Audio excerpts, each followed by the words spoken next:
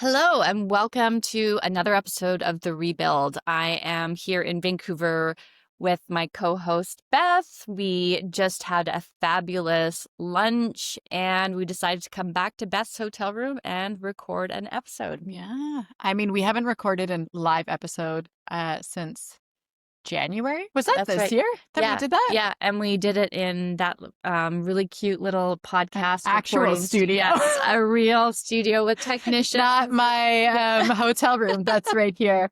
Man, that actually feels like it was way longer than just this past January. I know. It feels like a kind of a different lifetime. Like so much has changed. So much has happened. Remember, Totally. like Trump was just getting sworn in and we were like, The Eras tour wow. just ended and Trump got sworn in. Yeah. And those were some pretty big moments that we chatted about for sure. Can you imagine what a year from now is going to be like? It's hard to imagine. It's hard to imagine. If I remove Trump from my brain, I get excited about what a year from now could look like and where things are going. Yeah. But I think, what one of the things we wanted to chat about today is like the realization and reality of like the job market we're in right now, the workforce we're in right now, how things are moving. And I think particularly in industries that we are more familiar with, them being slower, we're seeing a lot of layoffs, we're seeing a lot of terminations happening, but we are also in like a super hot market in the mining side right now. And we're seeing people making money hand over fist. We're seeing commodity prices absolutely soar, yet we are in almost like the worst job market we've seen in a long time. And so there's so much uncertainty. So we're seeing, companies obviously not investing in their growing their workforce. We're seeing the top AI companies just huge growth in terms of equity, and there's only a select few people who are investing in these AI companies. So we're not really seeing that trickle down. So the job market is definitely tough these days. And we were just having this conversation at lunch, how times are changing. AI means that there will be new jobs and people will be replaced, but it's the people who really know their strengths, build their brands, and are able to show up and do the things that these machines cannot do themselves. I think it was something that our friend at lunch said, where she said, people are leaving the workforce. Women are leaving the workforce. And right when she said it, my reaction was, we're not leaving the workforce. We're actually building a new workforce, because the workforce that we have right now is like the same one that we've had for almost a century now, where it's just 9 to 5. It's the same kind of model as factory work. We're just not necessarily all in a factory, but it's that set time. You're, at an office, you're there from 9 to 5. You have these expectations, and people just don't want that anymore. Or we don't want it, and women don't want it because it absolutely does not support the rest of the life and the rest of responsibilities that we need to do. And I think women, we are right now for the first time in a position where we have enough experience, we've been making enough money, we have the opportunity to make decisions for ourselves when it comes to our careers. We have the opportunity to pivot. We have the opportunity to really own our own careers. And we're saying, enough's enough with this other workforce, and with this other mentality. The other conversation that we had is like, how do you define work? And being legitimate is meaning being in an office. Having a legitimate job means that you have a cubicle that you work out of, as opposed to understanding that work is something that you have that supports you and that gives you life and that gives you a lot of fulfillment and joy. It doesn't have to be something that just totally sucks the life out of you and becomes so toxic for you. And so as we're seeing this shift, we're seeing this AI bubble, we're seeing these terminations happen. It's like we're in the midst of something that feels like it's going to come crashing down soon, and it's going to be really different soon. And are people ready for that? Man, woman, whoever, are people just actually ready for that big shift to happen? Yeah. And just going back to the whole thing is a system that was never built by women for women, like just the whole Monday to Friday, 9 to 5 we, for the most part, are the caretakers, we make the central decision makers in the household. We've also come from generations where, we are the first ones not to experience needing a man to have a credit card, to get a mortgage. And so until all of a sudden now we're like, yes, you can do anything, you can rise in the company, but yet we still have all these other pieces in our lives that we're so full. Like this week, you sent me a note saying how much you had done in the day. Yeah. And how powerful we are. All superheroes. Yeah. We are walking superheroes, the amount that we juggle and that we still get done. But at some point, if we're only our eye on the prize is this job, that's what gives us the value, that's what gives us our security. If we still hold that and we're still trying to juggle all the other balls, at some point, like, enough is enough.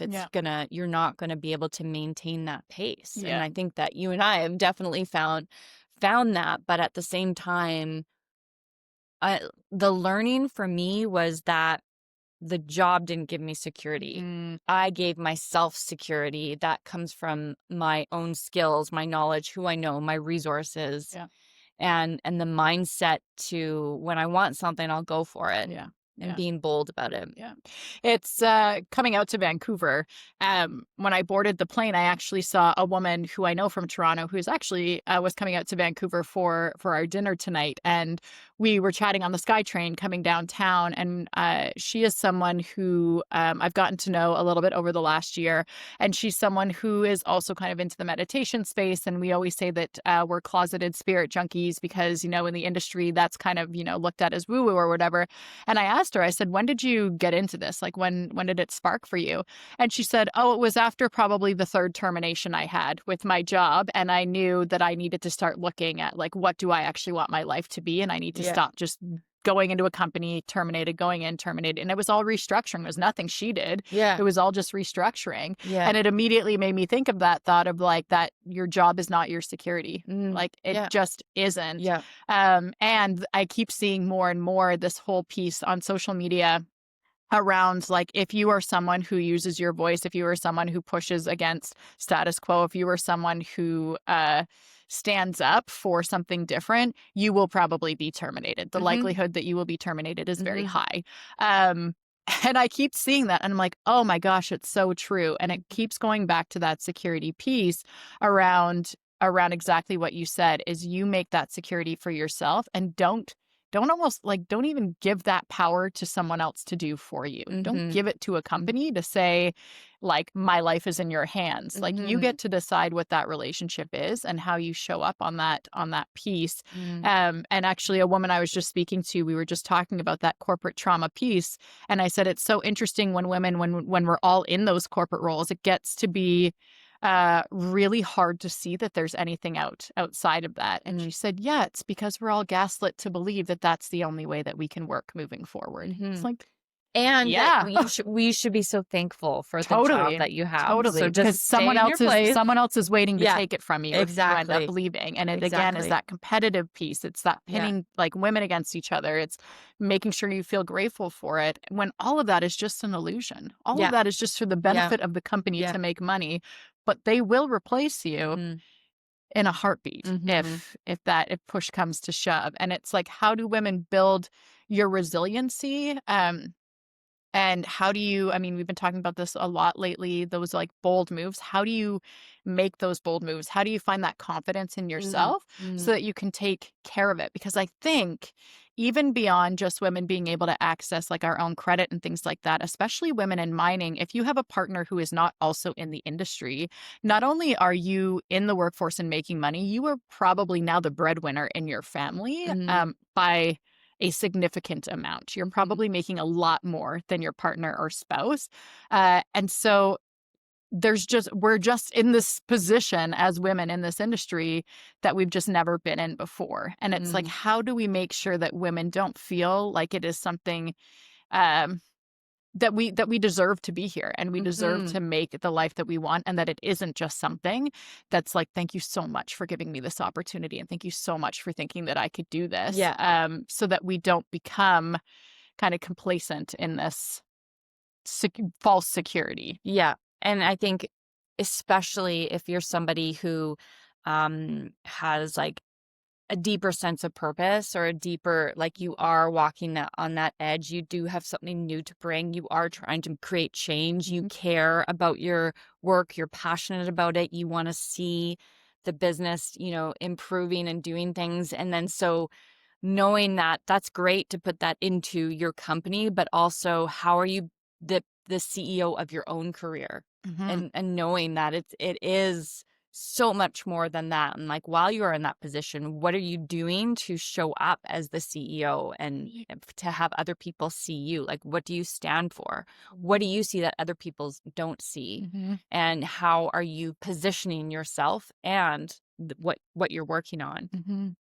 So how do you find then when you, because I said today at lunch that I think one of your strongest points and one of the things that I think you're just so good at is the one-on-one work that you Mm, do with women, and how you get women to see that side of them mm, and how they become that CEO of their life. And so what do you do when working with women to build that resilience and to mm, kind of get over that mm. very conditioned mindset that we have Yeah. of it's this way or no way? Yeah, it's usually I see common themes that Mhm. always come up, where it's like, I know I want to do something, like I want to contribute more, but I'm not getting the opportunities, and I'm not advancing, and I feel blocked.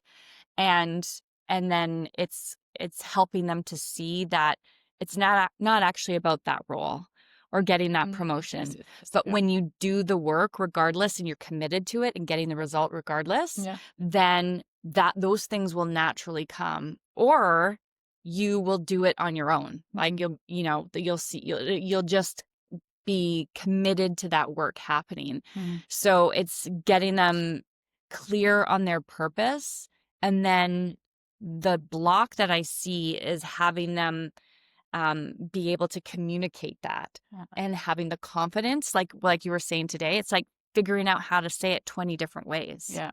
Yeah. So getting confident in describing the value that you bring, and explaining it to people.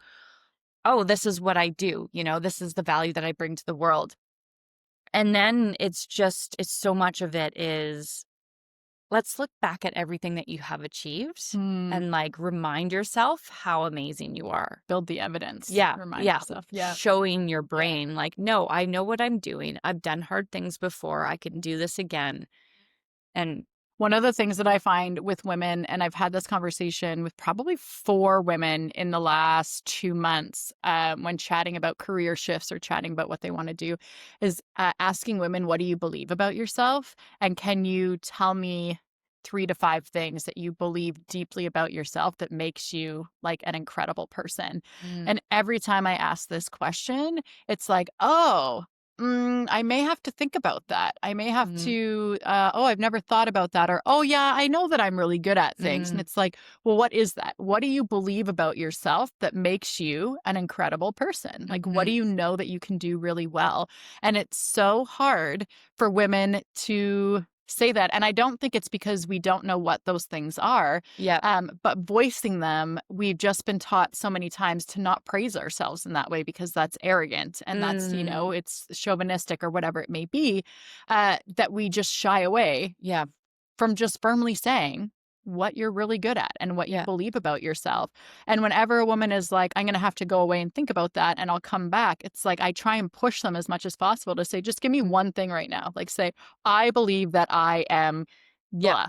blah, just to get that, because it's like exercising those muscles and those thought patterns to Mhm. say that it's okay to say that I'm good at things, Yeah. because I am good at things. And so I should be able to talk about that, and that should be Yes. respected and held by Yeah. other people.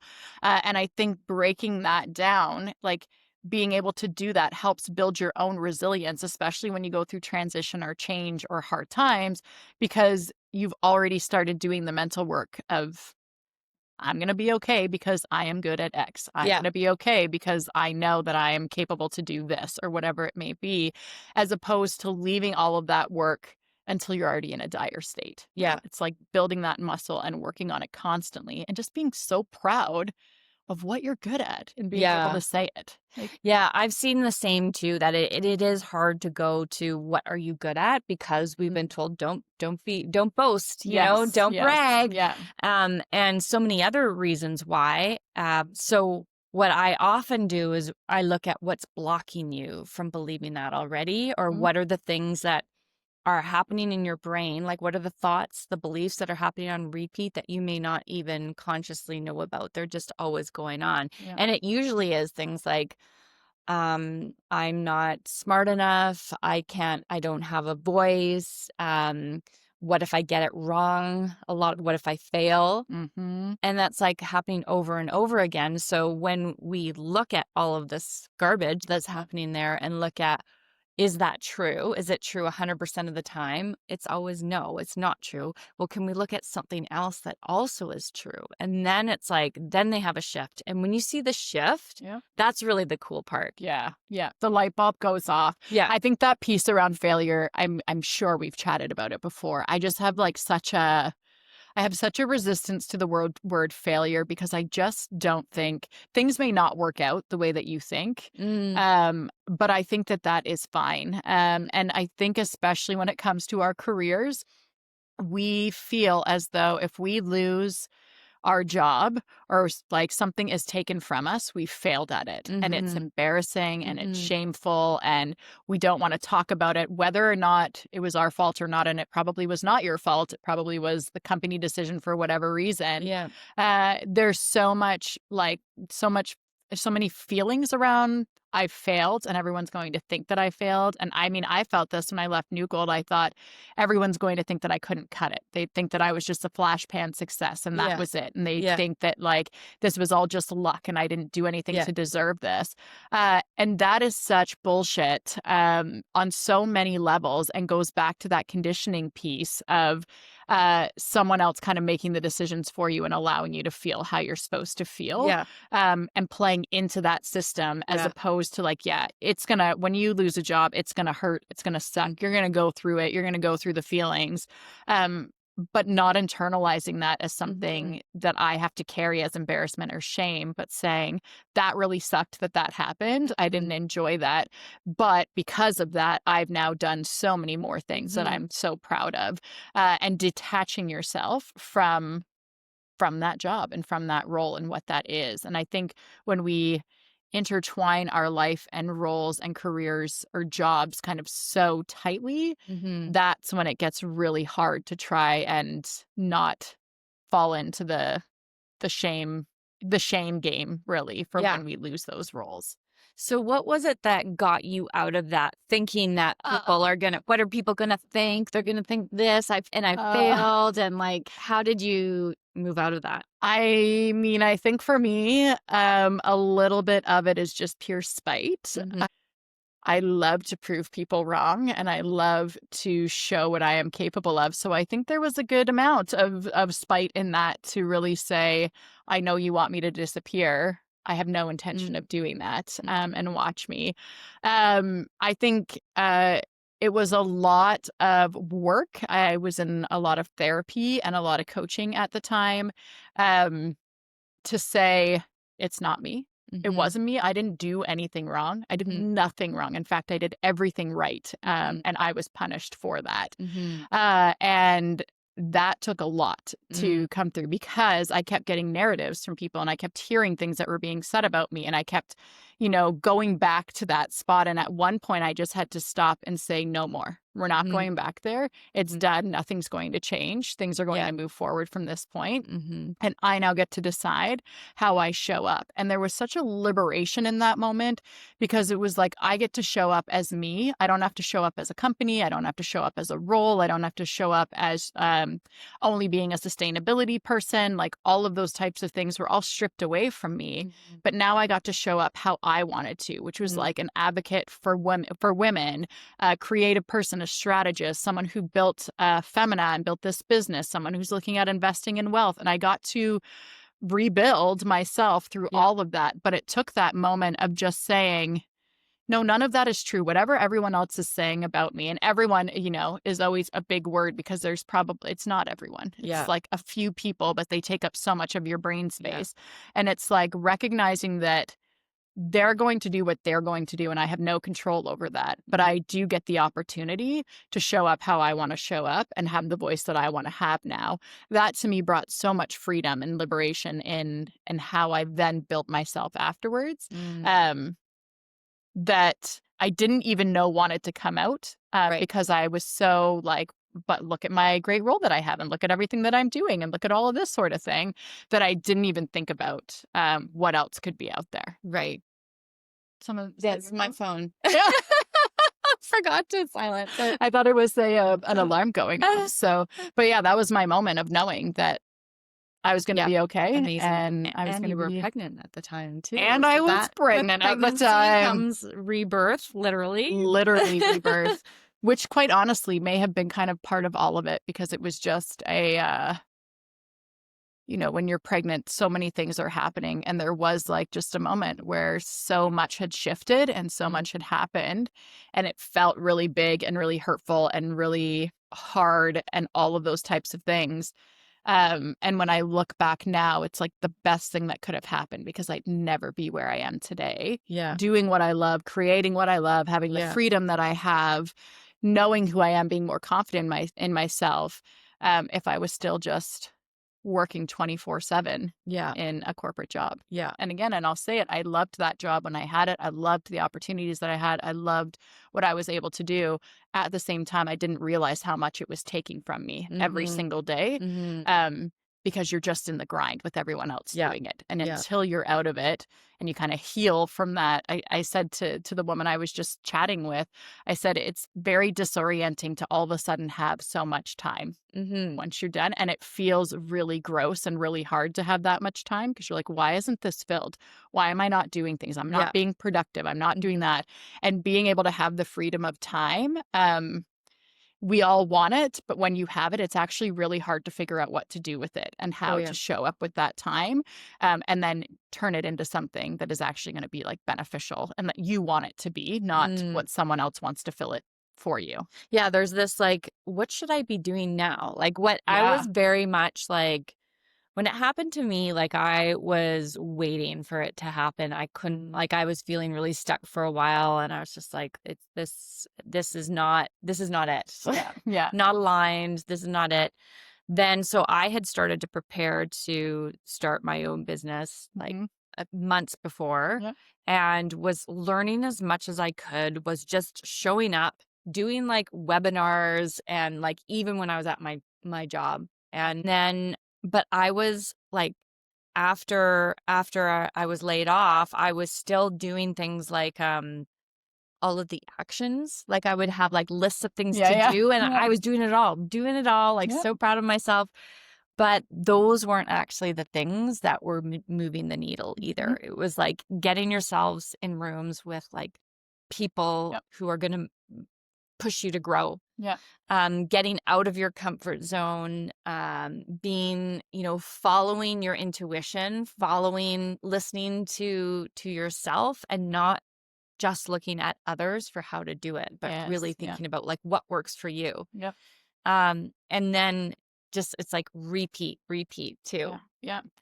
I think that's, we can wrap up at that point. I feel like there's this piece, to summarize, this is like that the workplace is changing. The workforce is changing. Women are showing up in very new ways, relatively new, I'd say, within the last kind of 10 years, and will be even more so in the next 10 years.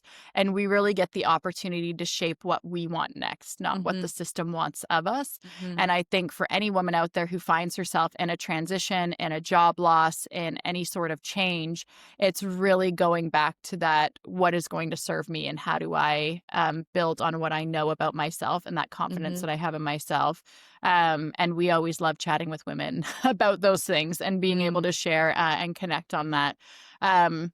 But we have a dinner to get ready for. That's right. To get on over to. So we will wrap it up there. But I'm glad that we got to do this in my hotel room this afternoon. And always appreciate these conversations. So we'll chat with you next time.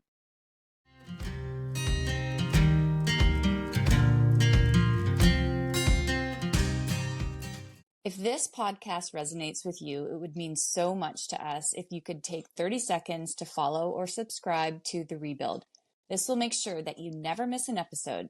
Just go to the Rebuild Show page on Apple, Spotify, or wherever you listen to podcasts and just tap the plus sign on the right-hand corner or click follow. This is super important to our podcast. While you're there, if you'd be willing to leave us a 5-star review and share an episode you love with a friend, we would be incredibly grateful. We love you and appreciate you very much.